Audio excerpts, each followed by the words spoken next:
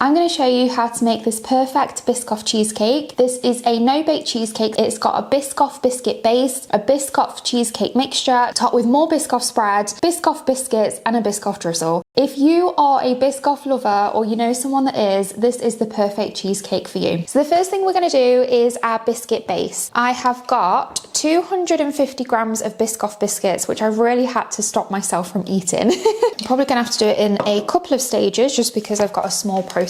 I really need to get a big one. And like I say, we're just going to mix this until it is a really fine crumb.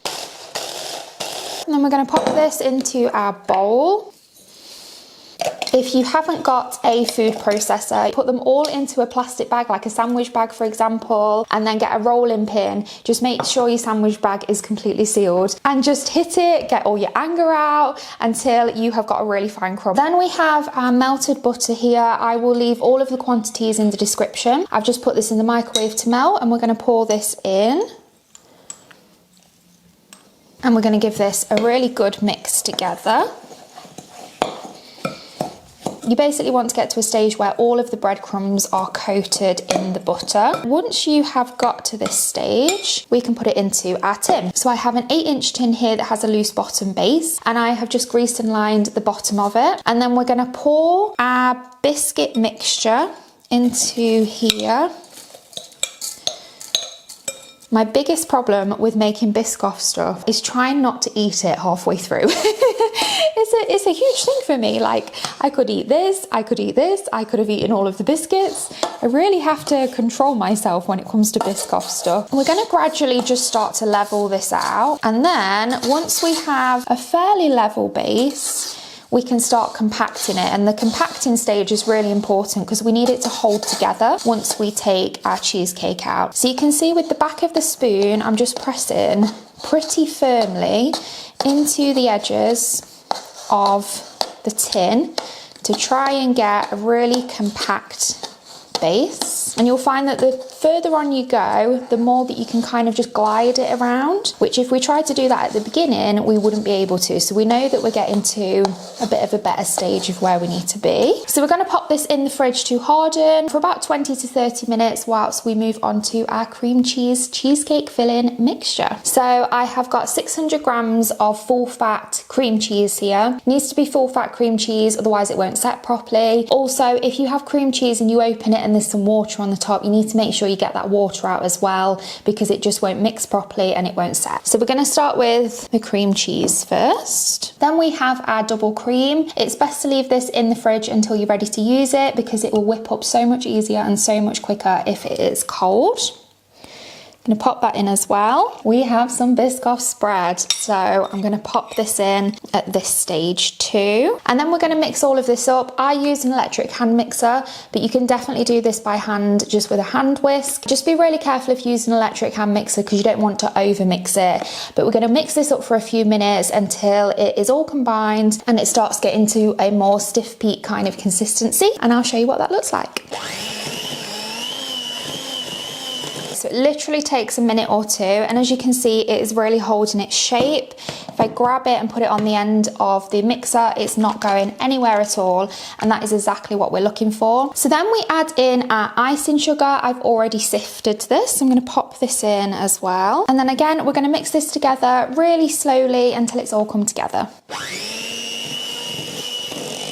And then I tend to mix the last little bit by hand just to make sure that we're not over mixing it. And as you can see, it is still perfectly holding its shape, and that is exactly what we want. With your biscuit mixture, if you can press it and it's not really doing anything, it is probably set enough for you to put your cheesecake mixture on top. If you are finding that you can press into it and you're leaving a dent, it probably just needs a little bit longer in the fridge. So then we can pour our cheesecake mixture in it. I like to do this in stages just to try and avoid having lots of air in it, lots of gaps in it. So I tend to do it almost like layers at a time. And then we're just going to very gently smooth it around. I'm just trying to press it in to avoid having lots and lots of air bubbles around. And then we just keep adding layer on layer. And then once you're at the top, you just want to try and smooth it around the best that you can. I am pretty happy with that. So now we need to set it. So I'm going to leave this overnight and then we will pop it out of the tin and decorate the top. It is the next day and the cheesecake is perfectly set in the fridge.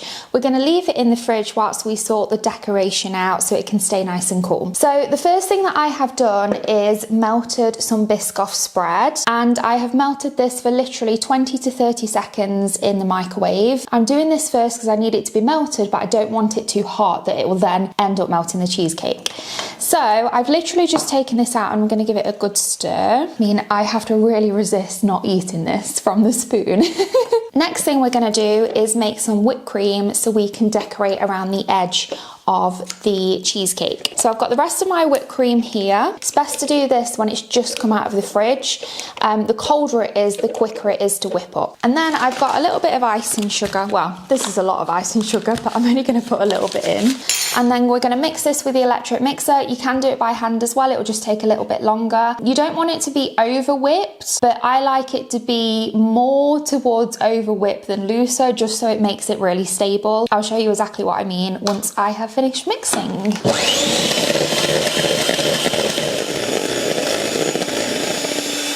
So that took a couple of minutes and we're at the stage now where it will hold its shape perfectly, and that is exactly what we want. We're going to come back to our Biscoff spread and we're going to pop it into a piping bag. And the piping bag is just going to allow us to get a more controlled drip when we do that around the side. You can use a spoon if you want to, or a palette knife, but I prefer using a piping bag. So nice and chilled cheesecake. Now is the tricky part about trying to get it out of its tin. So you can do this a couple of ways. You can just literally push this up with your hands, or you can get something like a jug or a glass or even a vase, for example. Pop it on the top and then very gently just push the tin down, and that you're not pushing one side down more than the other. Just take your time with it. You can keep moving your hands around if you need to, and eventually it will just pop off like that. And then the next tricky thing is trying to get the base of it off. I'm going to bring it over here and get a thin knife and very gently just start to wiggle it under. If you're holding it, make sure you hold it by the biscuit and not by the cheesecake mixture. Very gently work our way around the cheesecake, and eventually you can just slide it off. The next thing I'm going to do is just clean the edges up a little bit, but I'm just literally going to hold my palette knife at the side and start cleaning it round the edge.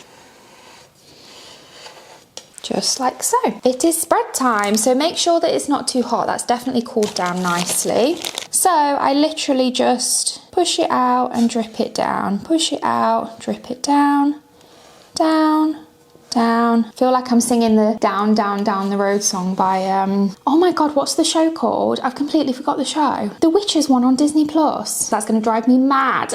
Then we're just going to cover the top in lots and lots and lots of Biscoff. And then I'm going to leave a little bit for later on. And then you can spread it out with a palette knife. You can do it with the back of the spoon, whatever you have to hand. The only thing you want to be careful of here is that if it gets too close to the edge, it will start forming more drips. What I am going to do is create almost like a ribbon texture on top. I'm just very lightly holding my spoon on, and then I'm just going more and more towards the center with each turn. I think I'm just going to do little swirls. Just press it in, make sure you keep your bag upright, and if you are doing swirls and you want to space them out properly, kind of do it like a clock, and you want to be opposite when you're doing it. So you create your 4 quadrants, as it were, and then you figure out how many you're going to fit in between. So I'm going to fit 2 in between here, and then you just keep going around like that.